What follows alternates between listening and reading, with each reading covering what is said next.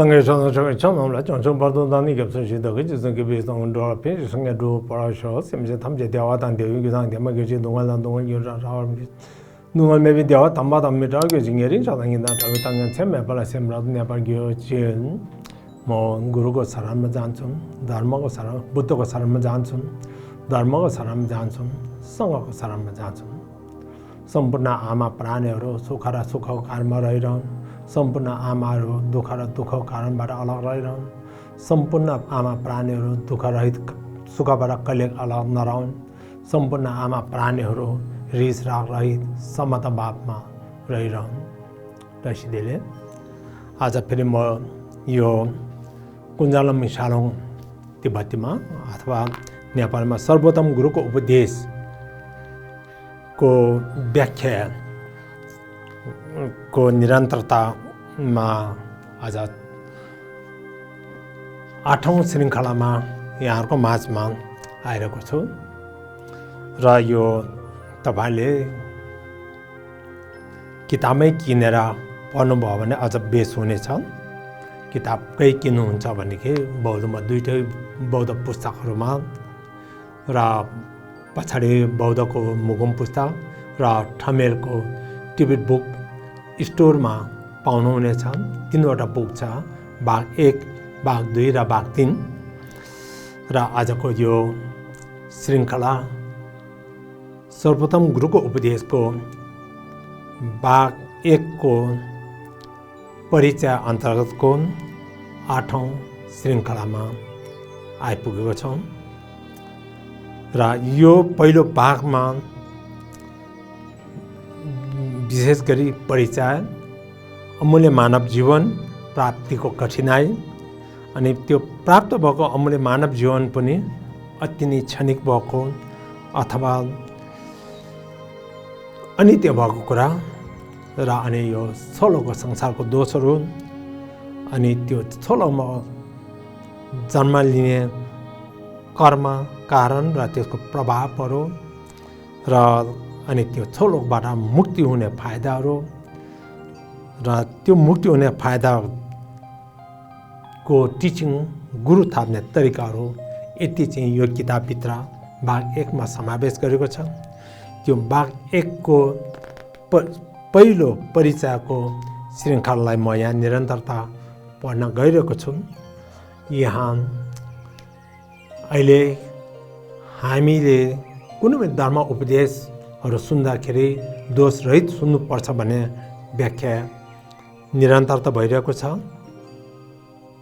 र त्यस अन्तर्गत आज यहाँ म विशेष विस्तृत रूपमा व्याख्या गर्न गइरहेको छु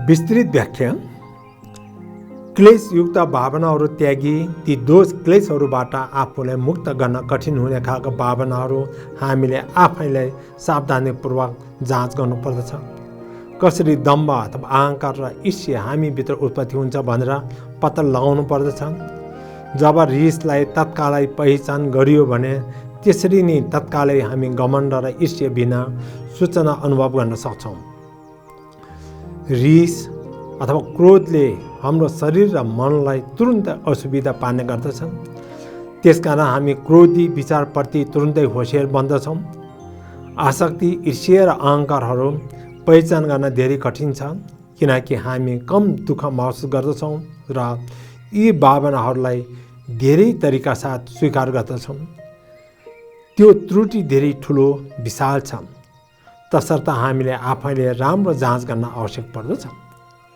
आध्यात्मिक दृष्टिकोणबाट धर्मको केही पक्ष बुझ्नाले पनि एक प्रकारको अहङ्कारतर्फ डोराउँदछ सांसारिक दृष्टिकोणबाट प्रसिद्ध अथवा सम्पन्न युवा र सुन्दरी भइदिँदा पनि एक प्रकारको अहङ्कार उत्पत्ति हुने कारण बन्दछ दुवै दृष्टिकोणबाट जब हामी नकारात्मक गुणहरू विकास गर्दछौँ तब हामी घमण्डी बन्दछौँ थोरै अथवा धेरै ज्ञान हुँदा कोहीसँग थोरै वा धेरै अहङ्कार हुन्छन् सन्तुष्टि भएमा आफ्नो महानता अनुभव गर्नुहुन्छ म विद्वान हुँ म प्रख्यात हुँ म राम्रै अथवा जवान छु भन्ने जस्तो सोच आउँछन् अहङ्कार अति माथि अथवा उच्च उडिरहेको मन हो।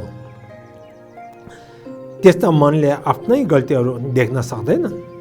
जब तपाईँले रमाइलो अनुभव गर्नुहुन्छ, त्यसमा भावना अथवा अहङ्कारको तत्त्व तपाईँले सूचना नै नदिइकन विलिन भएको हुन्छ। यसको कारणले गर्दा हामी आफ्नै चित्त प्रवाहका त्रुटिहरू देख्न असफल हुन्छौँ। यद्यपि हामीसँग त्रुटि हुने गर्दछन्, हाम्रो अहङ्कारले तिनीहरूलाई देख्नबाट टाढा राख्दछ।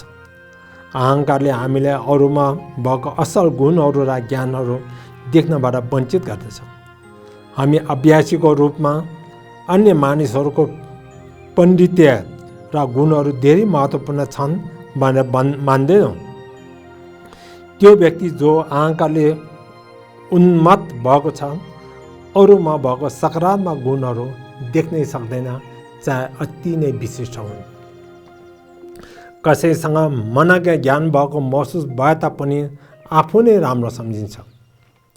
कसैले हरेक पल अहङ्कारलाई त्याग्ने वा हटाउने प्रयास गर्नुहोस्।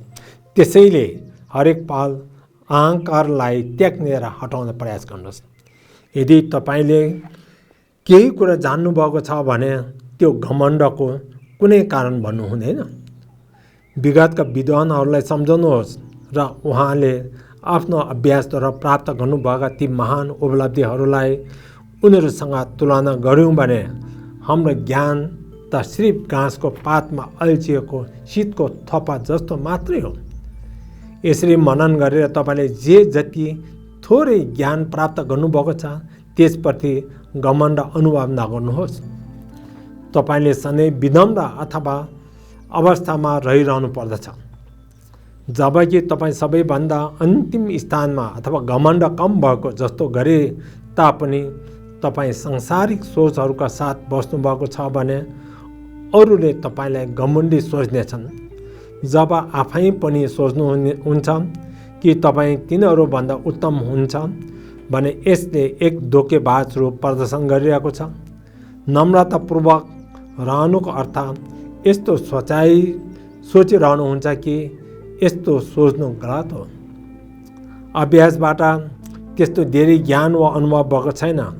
तपाईँ आजै पनि अहङ्कार र आसक्ति, क्रोध र अज्ञानता अनुभव गरिरहनु भएको छ भने ब्रह्माण्डमा तपाईँभन्दा निज स्थानको कोही पनि हुने छैन।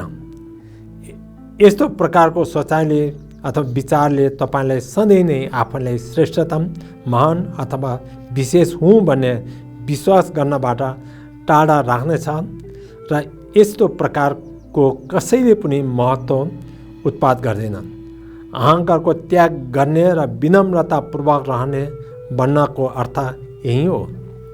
अब गुरु र धर्ममा श्रद्धाको विकास कसरी गर्ने भन्ने कुरा यहाँबाट आउँछ। श्रद्धाको अभावले धर्ममा प्रवेश छेक्दछ, अथवा श्रद्धा छैन भने तपाईँ धर्ममा जान सक्नुहुन्न।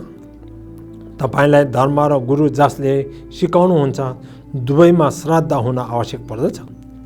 यसको अलावा त्यो धर्मको द्वार बन्द रहनेछन्।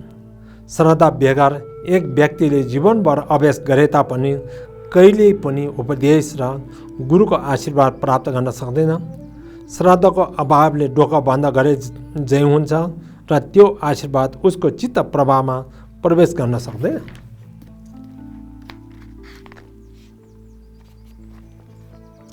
श्रद्धालाई 4 प्रकारमा वर्गीकरण गरिएको छ।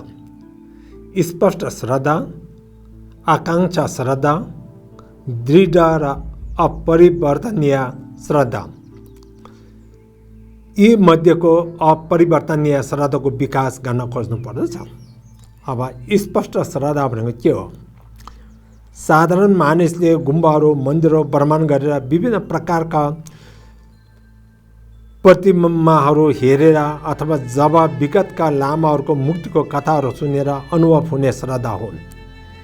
स्पष्ट श्रद्धा संस्कार पुनर्जीवित गरेर उत्पत्ति हुने हो, तर यो अस्थिर हुन्छ। यद्यपि तपाईँले प्रथम पटक मन्दिर, गुम्बाहरू घुमेको बेला श्रद्धा अथवा शुद्ध श्रद्धा भक्ति अनुभव गर्नुहोस्, तर उही श्रद्धा भक्ति अर्को पटक उत्पाद नहुन पनि सक्छ। यो श्रद्धा हामीमा हाम्रो संस्कारको कारणबाट अथवा अघिल्लो जीवनको बानीको कारणबाट भनेको उत्पत्ति हुन्छ अथवा बोधि प्राप्त गरेको व्यक्तिको आशीर्वादद्वारा उत्पत्ति हुन्छ। तर यो त्यस्तो कुनै चिज होइन जो हामी सधैँ अनुभव गरिरहन सकौँ। अब आकाङ्क्षीको श्रद्धा, इच्छाको भनौँ। आकाङ्क्षी श्रद्धा केही हदसम्म स्पष्ट श्रद्धाभन्दा धेरै स्थिर हुन्छ अथवा बलियो हुन्छ। जब तपाईँले मुक्ति र बुद्धत्वका गुणहरूको बारेमा सुन्नुहुन्छ, तपाईँ यी गुणहरू प्राप्त गर्ने चाहना राख्नुहुन्छ। जब तपाईँ तल्लो लोकहरूको दुःखको बारेमा सुन्नुहुन्छ, तपाईँ ती दुःखबाट मुक्त हुने चाहना राख्नुहुन्छ। र जब तपाईँ भावचक्रको दुःखबारे सुन्नुहुन्छ, तपाईँले यो ठुलो दुःख गरेको महसुस गर्नुहुन्छ र यसले त्याग गर्ने इच्छा गर्नुहुन्छ। यो सोचाइ गर्नु आकाङ्क्षी श्रद्धा हो। अब दृढ श्रद्धा भनेको के हो त? दृढ श्रद्धातर्फ कारणबाट उत्पत्ति हुन्छ, चाहे यो लामा वा धर्मसँग सरोकार होस्। यो श्रद्धा उहाँहरूको सर्वोच्च गुणको बोधमाथि भर पर्दछ। यस तर्कमा आधारित श्रद्धा दृढ श्रद्धा हो, एक स्थिर श्रद्धा जो कसैले पनि परिवर्तन गर्न सक्दैन। यो श्रद्धा उत्पाद गर्न धेरै कठिन छ, किनकि यसको लागि तर्क अथवा कारण हुनै पर्दछ। दृढ श्रद्धा विकसित भएपछि कुनै पनि प्रकारले यो कहिल्यै पनि परिवर्तन हुने छैन। यो आगो तातो छ भने जान्नु जस्तै हो। यसको मतलब हुन्न कि कतिजना मानिसले तपाईँले आगो चिसो छ भनेर भन्नुहोस्, तपाईँको दृढता हाल्नेवाला छैन। त्यसै गरी गुरु र धर्मको गुणहरू थाहा भएको कारणले उत्पत्ति भएको विश्वास कहिल्यै पनि परिवर्तन हुनेवाला छैन। एकपटक तपाईँसँग दृढ श्रद्धा भएपछि तपाईँ कहिल्यै पनि त्यसबाट टाढा जानुहुने छैन। अब अन्तिम र बलियो श्रद्धा चाहिँ अपरिवर्तनीय श्रद्धा, परिवर्तन नै नहुने खालको श्रद्धा। अपरिवर्तनीय श्रद्धा कुनै पनि साधनद्वारा परिवर्तन गर्न सकिँदैन। तसर्थ हामी श्रद्धालाई यी 3 वा 4 प्रकारका विभक्त गर्दछौँ। 4 प्रकारहरूमा विभक्त अथवा विभाजन गर्दछौँ। यस बिन्दुमा अपरिवर्तनीय श्रद्धा उत्पाद गर्ने प्रयास गर्नुहोस्। तपाईँले लामा र धर्ममा अपरिवर्तनीय श्रद्धा विकास गर्नै पर्दछ। इमान्दार भई इच्छा विकास गर्नु। धर्म सर्वज्ञानको आधार हो भनेर लगनशीलता साथ खोज्नु पर्दछ। 3 स्तरको इच्छा, सर्वोच्च, माध्यम र निम्न अभ्यासीहरू 3 तहतर्फ डोराइन्छन्। धर्ममा इमान्दार इच्छा नभइकन त्यो उपदेश कुकुरलाई घाँस दिए जस्तै हो। कुकुर घाँस खानमा इच्छुक नहुने भएकोले चाहे तपाईँ उसको अगाडि घाँसको थुप्रो लगाउनुहोस् या नलगाउनुहोस्, उसलाई कुनै फरक पर्दैन। यसै गरी त्यो व्यक्ति जो इच्छुक नै छैन, उसलाई जति धेरै सूत्र र मन्त्रको उपदेश दिए पनि उसलाई कुनै लाभ हुनेवाला छैन। धर्ममा इमान्दार इच्छा भए मात्र कुनै पनि सकारात्मक कुरा देखा पर्नको लागि मद्दत गर्दछ। इमान्दार इच्छाको अर्थ बुद्धत्व प्राप्त गर्ने उपदेशको फल परिणाममा इच्छुक हुनु हो। यसको अर्थ मुक्ति र बुद्धत्व प्राप्त गर्ने एक साँचो चित्त हुनु हो। मुक्ति र बुद्धत्वको लागि त्यस्तो प्रबल इच्छा भएको व्यक्ति कहिल्यै पनि धर्म र त्यसका फल प्राप्त गर्न लगनशीलताका साथ अभ्यास गरिरहनबाट भड्किने छैन। बरु उक्त अभ्यासमा कठिनाइ भोग्न सक्षम हुनेछन्। त्यसकारण धर्ममा इमान्दार इच्छा हुनलाई सम्पूर्ण ज्ञानको आधार मानेको हो। धर्ममा उच्च स्तरको इच्छा भएको व्यक्ति एक सर्वश्रेष्ठ अभ्यासी बन्दछ। मध्यम स्तरको इच्छा भएको एक मध्यम अभ्यासी बन्दछ। धर्ममा इमान्दार इच्छा हुनाले धर्मको मूल्यको बोध जागृतिको सङ्केत गर्दछ। धर्ममा इमान्दार इच्छा नभएका साधारण मानिसहरू उनीहरूको गुरुबाट खास प्रकारको उपदेश पाएका भए तापनि यसलाई ती गुरुको एक विशेष दयापन भनेर लिने गर्दैन। सांसारिक मानिसहरू लामोको धर्म उपदेश दिएको भन्दा अरू कसैले 100 वा 1000 रुपैयाँ दियो भने त्यस्ता प्रति बढी कृतज्ञता हुने गर्दछ।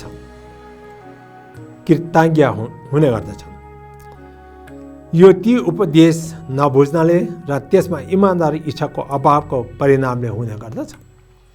धर्म एक आधिकारिक इच्छाको तुलनामा जो 100 वा 1000 रुपैयाँको वस्तुसँग कुनै पनि गणना हुँदैन। यो पैसाको राशिले 1-2 दिनको लागि तपाईँको पेट भर्ने मात्र मद्दत गर्नेछ अथवा तपाईँलाई केही पेय पदार्थ पिउनको लागि सहयोग गर्ला। कसैले तपाईँलाई 1000 रुपैयाँ दिएको छ र अर्कोले तपाईँलाई मुक्ति र बुद्धत्वको मार्ग सिकाउँदछ, यी दुईको बीचमा कुनै प्रकारको तुलना हुनै सक्दैन। धर्मको शक्तिभन्दा यो विश्वमा अरू केही पनि ठुलो छैन।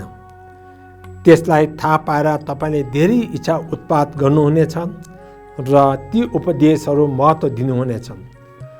जसले धर्मको वास्तविक मूल्य महत्त्व जान्दछ त्यही नै सर्वश्रेष्ठ प्रकारको अभ्यासी हो। जसरी कुनै व्यक्ति सुनको महत्त्व मूल्यबारे अनभिज्ञ छ, ऊ त्यसलाई प्राप्त गर्न इच्छुक हुँदैन। त्यसरी नै जो धर्मको महत्त्वबारे नबुझ्ने अज्ञानीले धर्मको वास्ता गर्दैन। धर्ममा इमान्दार र गम्भीर इच्छा नभएसम्म उसलाई सर्वोत्कृष्ट अभ्यासीको रूपमा बदल्न सक्दैन।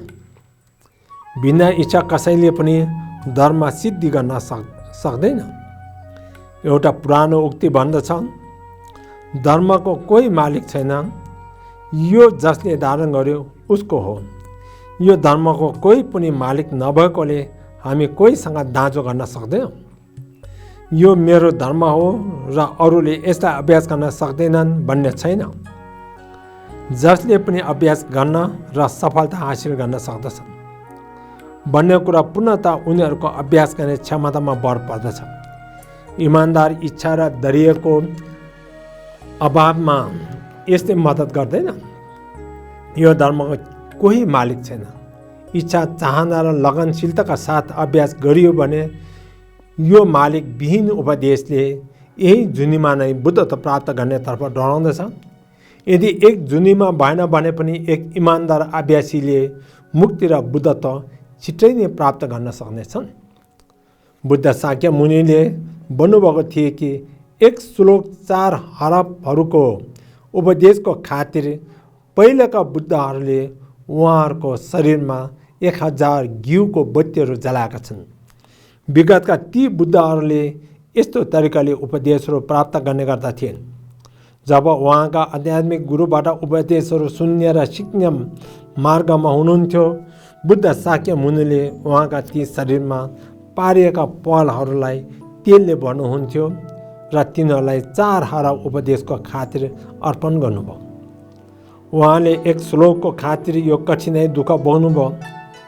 एकपटक उहाँले 4 हरफको उपदेश प्राप्त गर्न आगोको बुङ्रोमा हाम फाल्नु परेको थियो र हजारौँ किलाहरू आफ्ना शरीरमा खोप्नु परेको थियो।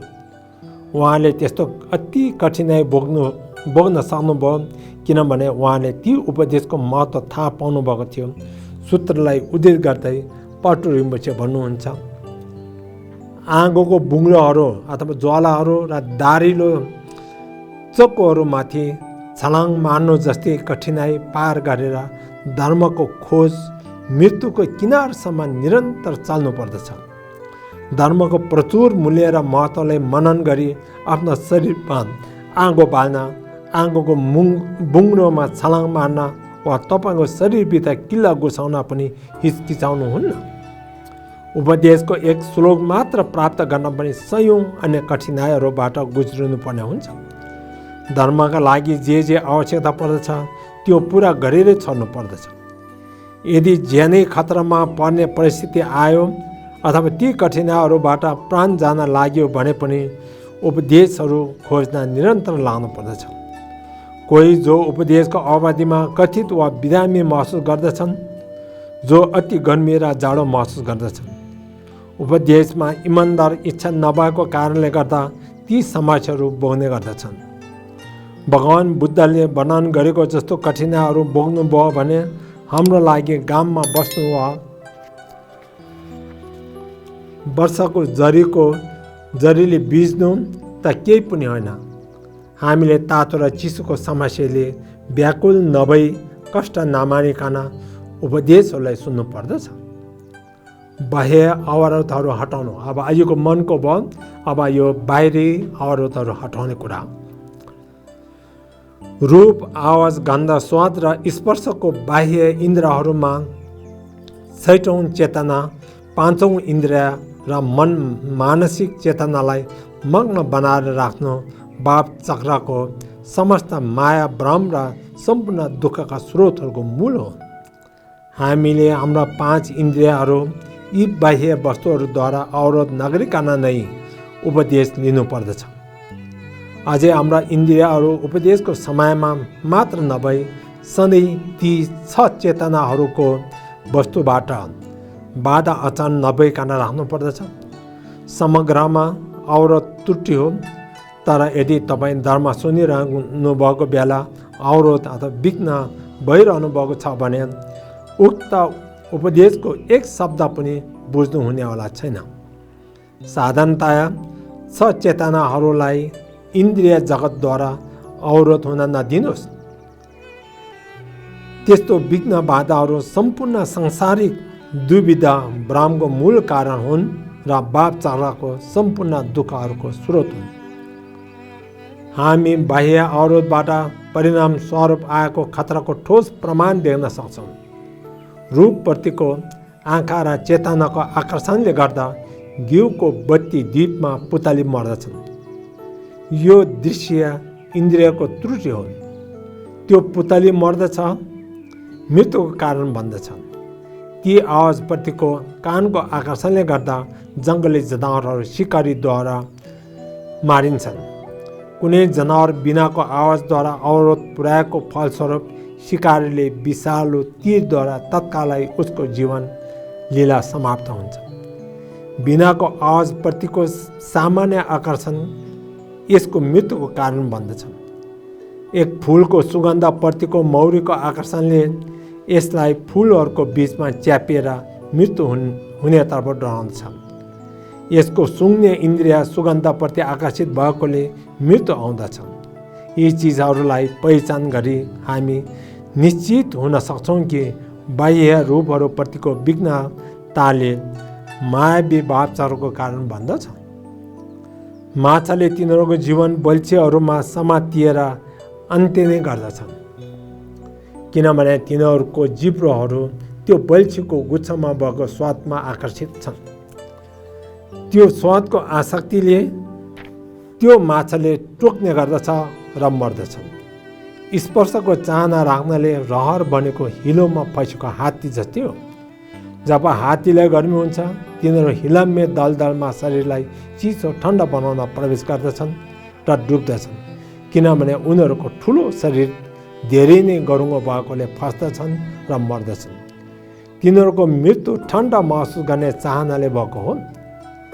यी सबै उदाहरणले देखाउँदछन् कि हाम्रा 6 चेतनाहरू जब बाह्य रूप, आवाज, गन्ध, स्वाद र स्पर्शतर्फ विघ्न अडचन भइदिन्छन्, भाव चक्रको दुःखको मूल कारण मात्र नभई तत्कालै भोग्नुपर्ने परिस्थितितर्फ पनि डराउन सक्दछ।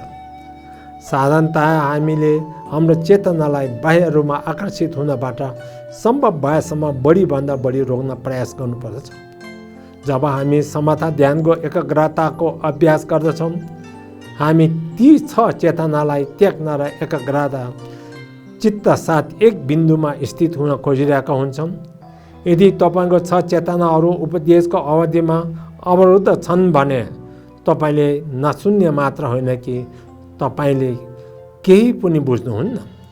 यिनीहरू ती त्रुटिहरू हुन् जो रूप, आवाज, गन्ध, स्वाद र स्पर्शबाट हाम्रा 6वटा चेतनाहरू अवरुद्ध भइदिँदा उत्पत्ति हुने गर्दछन्। पटुरिमुछले त्रिकालका विचारहरू त्याग गर्ने माथि उपदेश निरन्तर गर्नुहुन्छ। यस बाहेक जब उपदेशहरू सुनिरहेको हुन्छौँ अथवा धर्म अभ्यास गरिरहेका हुन्छौँ, तपाईँले विगत पूर्व जन्मका संस्कारलाई अवलम्बन गर्ने भावी क्लेशयुक्त भावनाहरूको आशा गर्न र वर्तमान मनलाई वरिपरि भएको जे जति वस्तुहरू र परिस्थितिहरूसँग मग्न भइरहन त्याग गर्नुपर्दछ। हाम्रा विगत पूर्व जन्मका बानीको स्वभावजन्य दृष्टान्त संस्कारहरूको प्रभावले धेरै अवधारणात्मक विचारहरूलाई उत्पत्ति गर्दछ। जब हामी पछाडि फर्केर हेर्दा यो जुनीको अवधिमा हामीले के गरेका छौँ भनेर पुनः सम्झना गर्छौँ। कोही मानिसहरू सोच्छन् कि उनीहरू भविष्यमा धेरै वर्षसम्म बाँच्नेछन् र ती वर्षहरूमा गर्ने लाभकारी कार्यहरूको योजना बनाउँदछन्। व्यापार व्यवसायमा संलग्न हुने र खेतीपातीमा संलग्न हुने शारीरिक गतिविधिहरूमा सोच्ने गर्दछन्। यस्तै भविष्यप्रतिको धेरै अवधारणात्मक विचारहरूलाई डराउँदछ। वर्तमानमा हामीले देख्ने जे जति रूपहरूद्वारा वर्तमानको असङ्ख्य अवधारणात्मक विचारहरू आएर पनि हाम्रा चेतना अवरुद्ध बन्ने गर्दछ। हाम्रा यस्तो तरिकाले बहुतारिरहेका चित्त मनहरू भएपछि हामीसँग हाम्रा अवधारणात्मक विचारहरू नष्ट गर्न र धर्म अभ्यासमा संलग्न हुनको लागि अवसर नै हुँदैन।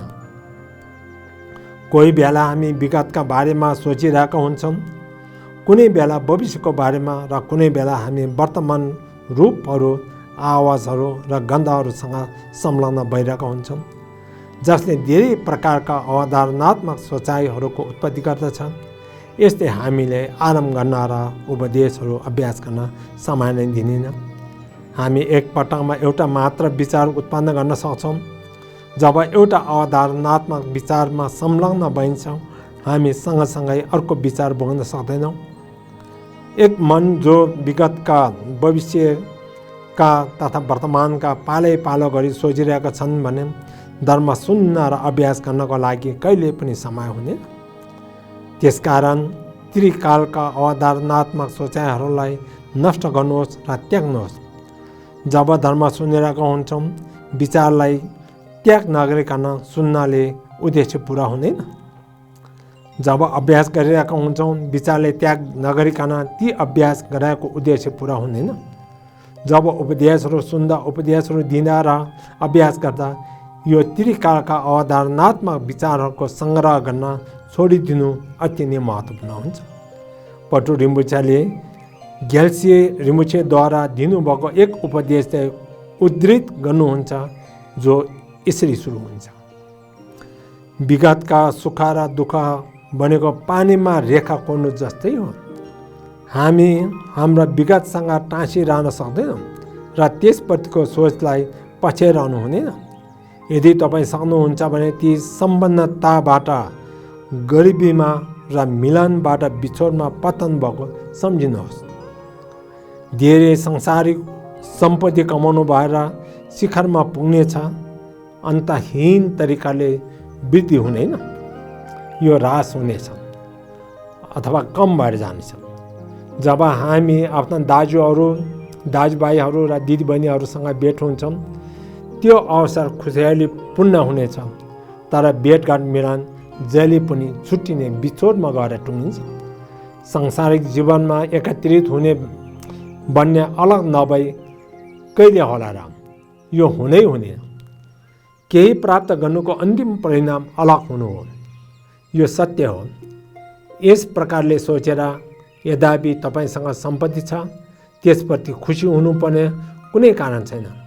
सम्पत्ति भएको मानिसले खुसी र शान्ति अनुभव गर्दछ, यद्यपि तिनीहरूको सम्पन्नता अन्तमा ह्रास हुनेछ अथवा नोक्सान भएर जानेछ र त्यस समयमा उनीहरू दुःखी हुन सक्छन्।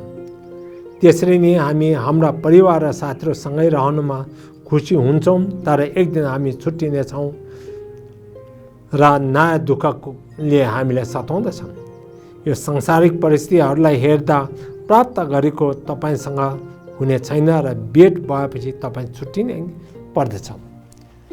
तिनीहरूको पूर्ण महत्त्वहीनलाई बुझेपछि विगतका धेरै विचारहरू उत्पत्ति हुनबाट टाढा राख्न मद्दत गर्छ।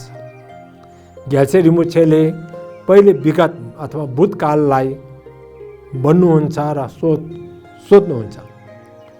कुनै सांसारिक जगत बरपर्दो छ र हामी कुनै सांसारिक परिस्थिति भेटाउँछौँ जो परिवर्तन नै हुँदैन?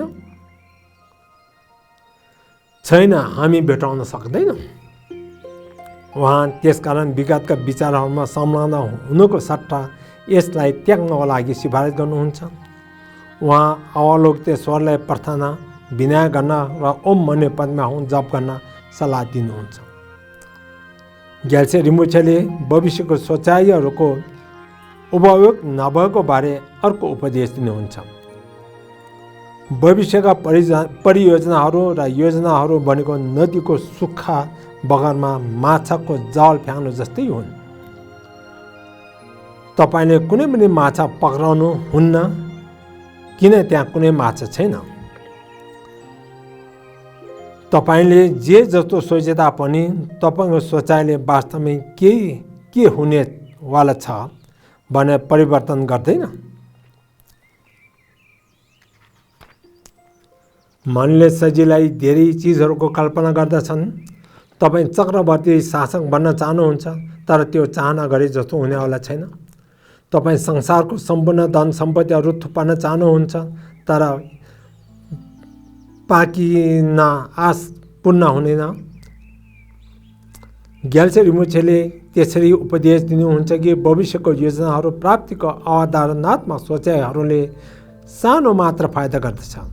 उहाँ त्यस्तो सोचाइहरू त्याग गर्न तिनीहरूलाई घटाउने परामर्श दिनुहुन्छ। किन भविष्यको लागि धेरै सांसारिक योजनाहरू बनाउनुहुन्छ जबकि तिनीहरू कठिनसँगले मात्र प्राप्त हुन सक्छन्? त्यस्ता चिजहरूले चित्तलाई अवरोध गर्ने र धेरै अवधारणाहरू निम्ताउने भन्दा अरू कुनै कार्य नै गर्दैन। आध्यात्मिक दृष्टिकोणबाट मुक्ति र बुद्धता प्राप्त गर्नको लागि भविष्यको अभ्यासको योजना बनाउन फाइदाजनक छ। चाहे त्यो योजनाहरू तुरुन्तै प्राप्त नभए तापनि आध्यात्मिक उद्देश्यको लागि भविष्यको लक्ष्य बनाउन सक्षम हुन्छ। तर सांसारिक परियोजना बनाउनाले कुनै पनि लाभ हुन्न। सांसारिक योजनाहरू फल परिणाम आउन असम्भव छन् र अकुशल पापको सङ्ग्रह गर्ने कारणहरू बन्दछ। त्यस्तो भविष्यको योजनाहरू बनाइरहने बानी त्याग्ने प्रयास गर्नुहोस्। यदि तपाईँले ती विचारहरू रोक्न सक्नु भएन भने त्यसपछि सम्पूर्ण साधनहरूद्वारा मृत्युको समय अनिश्चितताबारे चिन्तन गर्नुहोस्। सोच्नुहोस्, मलाई थाहा छैन कहिले म मर्नेछु। किन भविष्यको लागि योजनाहरू बनाउने जबकि मेरो मृत्युको समय अज्ञात छ? म अझै मर्छु अथवा म अझै मर्न सक्छु? कसले जान्दछ र? यदि म अझै मरेँ भने मेरो अरू धेरै वर्षहरूका लागि बनाएको योजनाहरूले कुनै उद्देश्य पुरा हुँदैन। मृत्युको समयको अनिश्चिततालाई मनन गर्दा तपाईँले आफैलाई भविष्यको योजनाहरूमा बाँधिएको पाउनुहुने छैन। हामी वास्तवमा नै जान्दैनौँ हामी कहिले मर्नेछौँ। कसले निर्णय गर्न सक्छ कि तपाईँ आज राति मर्नुहुन्न भनेर? हाम्रो जीवन अवधि अथवा आयु निश्चित छैन भने धर्मभन्दा अरू कुराबारे किन सोच्ने? किन कुनै अधार्मिक विचारहरू पाल्ने? तपाईँ सामान्यतया मणिमन्त्र मात्र उच्चारण जप गर्न खुसी हुनुहुनेछ। यो ग्याल्से रिम्पोछेको उपदेश हो। अर्को श्लोक सुरु हुन्छ। तपाईँले वर्तमान गतिविधिहरू एक सपनामा गृह व्यवस्थापन गरे जस्तै हो। तिनीहरूलाई जान दिनुहोस्, किनकि तपाईँको सांसारिक प्रयासहरूले केही पनि उपलब्धि हुँदैन। जे जति सांसारिक कार्यहरू वर्तमानमा तपाईँले सञ्चालन गर्नुभए तापनि सम्पत्ति कमाउने वा उच्च पद हासिल गर्ने सपनाहरू जस्तै हो। तपाईँले अनुभव गरेका बोकेका सबै कुराहरू कुनै पनि वास्तविकता नभएको एक सपना जस्तो मात्र हो। तपाईँ के सपना देख्नुहुन्छ त्यसको अर्थ हुन्न। त्यो देखाउन र समाति रहन कसैले पनि सक्दैन। तपाईँ बिउजेकै क्षण सबै चिज गायब भएको हुन्छ। त्यसरी नै जे जस्तो संसारिक कार्यहरू अहिले तपाईँ गरिरहनु भएको छ त्यसले कुनै फाइदा ल्याउँदैन। तोरीको दाना जत्रो मात्र पनि कुनै सार तत्त्व भेटाउन सक्दैन। त्यसकारण ग्याल्से रिम्पोछेले त्यस्तो गतिविधि त्याग गर्न भन्नुहुन्छ। तपाईँले धर्मद्वारा अनुभूति दिएको खानालाई पनि बिना आसक्ति मनन गर्नुपर्दछ। संसारिक कामद्वारा प्राप्त गरिएको खाना गलत तरिकाले प्राप्त गरिरहेको हुन सक्छ, तर यद्यपि तपाईँले जीविको उपार्जन धर्म अनुसार नै आर्जन भएको छ भने पनि तपाईँ यसमा आसक्ता, लोभ र ग्रहबाट मुक्त हुनुपर्दछ। एकपटक फेरि हेरौँ कि संसारिक गतिविधिहरूको कुनै महत्त्व छैन। ग्याल्से रिम्पोछेले त्यसको सट्टा हामीलाई मनी मन्त्र जप गर्न सिकाउनुहुन्छ। जब ध्यान समाएको स्थितिमा तपाईँ वास्तविक बोधको स्वभावमा स्थित भइरहनु भएको हुन्छ, जसको कारणले तपाईँ विचारहरूमा ती तीन विषहरूको सोचाइ देखा पर्दैन। ती विषहरूको अवधारणा स्वाभाविक रूपमा नष्ट भएको हुन्छ र तपाईँको मनमा छाप बन्दैन। यद्यपि ध्यान पश्चातको अवधिमा ती नकारात्मक अवधारणाहरूलाई तार लगाउनुहोस्। साधारण विचारहरूको पछि नलाग्नुहोस्, तर तीन विषहरू उत्पत्ति भइरहेका छन् कि छैनन् भनेर निरीक्षण गर्नुहोस्। यदि तिनीहरू छन् भने प्रतिविषको साधनहरूद्वारा तिनीहरूलाई त्याग्न खोज्नुहोस्। जबसम्म सम्पूर्ण विचारहरू र प्रक्षेपणहरू धर्मकायको रूपमा प्रकट हुँदैन तबसम्म अभ्यासमा संलग्न हुनुहोस्। जबसम्म सम्पूर्ण अवधारणाहरू धर्मकाय विलीन रूपान्तर हुँदैन तबसम्म ध्यान पश्चातको स्थितिमा ती तीन विषहरूलाई पहिचान गर्न तालिमलाई व्यवस्था नगर्नुहोस्। जब जरुरत पर्दछ यसलाई सम्झनुहोस्। जब सम्पूर्ण विचारहरू धर्मकायको सार तत्त्वको रूपमा प्रकट भएको स्थितिमा पुग्नुहुन्छ तब सबै प्रक्षेपणहरू देवताहरूको रूपमा देखा पर्दछन्। ध्यान र ध्यान पश्चातको स्थिति दुवैमा कुनै पनि फरक नभएको अद्वैत अथवा फरक नभएको बन्दछ। यस चरणमा ती पाँच विषहरूलाई त्याग्ने अभ्यासमा संलग्न भइरहन अरू आवश्यकता पर्दैन। तपाईँसँग त्यो अनुभव जबसम्म हुन्छ तबसम्म ध्यान पश्चातको अवधिमा ती तीन विषहरूको अनुभव गरिरहेको पाउनुभयो भने स्मृति र शुद्ध चित्तसहित तिनीहरूलाई ताल लगाउने चेष्टा गर्नुहोस्। तपाईँ ती प्रतिविषहरू बिना केही गर्न सक्नुहुन्न। तिनीहरू तीन विषहरूको विचारहरू विरुद्ध लडाइँको लागि अति नै महत्त्वपूर्ण छन्। जब त्यस्तो विचारहरू आउँदा अभ्यास गर्न सम्झिँदा दुविधाग्रस्त अवधारणामा तपाईँ हराउनुहुने छैन। छोटकारीमा आसक्ति र त्यस्तै प्रकारको दुविधायुक्त विचारहरू सतहतिर सुरु भइरहेको पत्ता लगाउनुहुन्छ, तिनीहरूलाई रोकिहाल्नुपर्छ। अर्को अवसरमा ग्याल्से रिम्पोछेले भन्नुभयो, भविष्यको आशा नगर्नुहोस्। यदि गर्नुहुन्छ भने तपाईँ दावा टक्पाको बुवा जस्तै हुनुहोला। यो एक मानिसको कथा जसले जौले बढेको बोरा भेटायो र उसको बिछौनामाथि झुन्ड्यायो।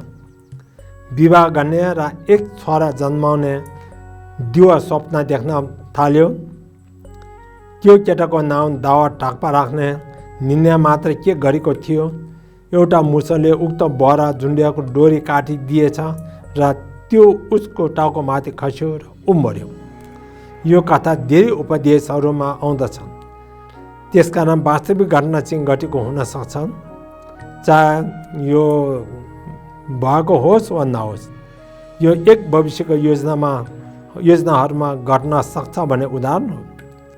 म अर्को वर्ष केही विशेष उपलब्धि गर्नेछु र सांसारिक सम्पत्तिहरू सञ्चय गर्नेछु जसले मलाई प्रख्यात बनाउँछ भनेर सोचे तापनि यदि त्यसपछि लगत्तै प्राणघात रोगहरूले च्यापेर तपाईँ तत्कालै मरे भने मेरो योजनाहरू अवलम्बन गर्न सक्षम हुने छैन, जो सबै काम नलाने हुन्छन्। दावा टक्पको बुवा जस्तै उसको अन्नबाट धनी बनिरहेको श्रीमती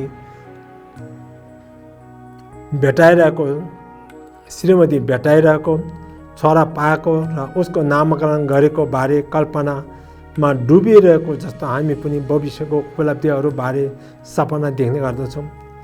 यसबाट धेरै अवधारणात्मक विचारहरू निस्कन्छ।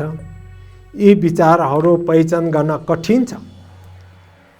प्राय जसो मानिसहरू अचानक मर्दछन्। भविष्यको लागि बनाएको योजनाहरूको कुनै महत्त्व हुँदैन र हाम्रो भविष्यको योजनाहरूमा के गर्न सक्छ भन्ने देखाउने यो उदाहरणले के सङ्केत गर्न सिकाएको छ भने हामी जेका लागि योजना बनाइरहेको छौँ त्यो पुरा हुनेवाला छैन। हामी जे सोच्छौँ त्यसको वास्तविकता सिर्जना गर्न वास्तवमै सक्दैनौँ। धेरै मानिसहरू तिनीहरूको आकाङ्क्षाहरू प्राप्त गर्नुभन्दा अगावै मरिसक्दछन्। यसरी भविष्यको लागि योजनाहरू बनाउन अर्थहीन छ। भविष्यलाई एउटा ठुलो लेनदेन सोच्नाले हाम्रो चित्त प्रभावमा अवरोध तनाव ल्याउँदछ र हामीले त्याग्न प्रयास गर्नै पर्ने एउटा बानी हो। स्मृति र शुद्ध चित्तको माध्यमबाट हामीले हर पल हाम्रो पथ भ्रष्ट भई कुकर्ममा हिँडेको र दुविधा परेको अवधारणात्मक विचारहरूलाई हटाउनेमा लक्ष्य निर्धारण गर्नुपर्दछ। त्यसै गरी हामीले स्मृति र शुद्ध चित्त अथवा हामी उपदेशहरू लिइरहेका र धर्म अभ्यास गरिरहेका हुन्छौँ लागू गर्नुपर्दछ। हस् त आजलाई यो 8औं श्रृङ्खला यहीँ रहन चाहन्छौँ। यसको पुण्यले सम्पूर्ण प्राणीहरू सम्पूर्ण दुःखबाट मुक्त भई छिटोभन्दा छिटो बुद्धता प्राप्त गरून्, यही नै प्रार्थना छ। जमल पयो चित्र क्षमा दङ नुजङ बत्या तेजिन दे तेदा कुइ जस दालो ग्यावा तिदा थम जा रतङ तुन सब ग्यावा थम देङ गला छ तङ बाजे त ये जाव दिङ जङ बच छ रतङ गे सम दे थम जिक बानी थम ने गम ने बि दन पम के गाना जे मालो रब सिपे छोटे डोगन डोवारा शो